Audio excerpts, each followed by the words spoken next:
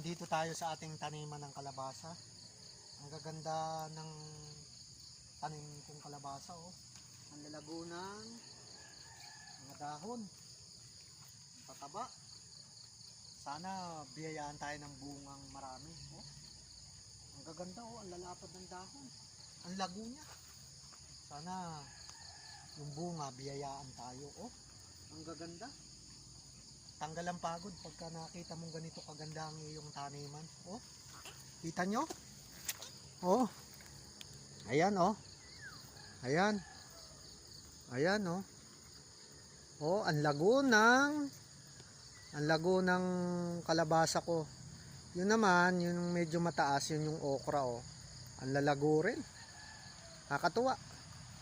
Kakatanggal ng pagod kapag ganito na nakikita natin yung ating mga halaman. Ang gaganda, oh. Nakakatuwa. Natanggalan ko lang ng kaunting mga damo-damo para hindi sagabal. Ayan, oh, nakakatuwa yung kalabasa. Ang lago-lago, oh, ang lalapad ng dahon. Ayan pa yung isang puno.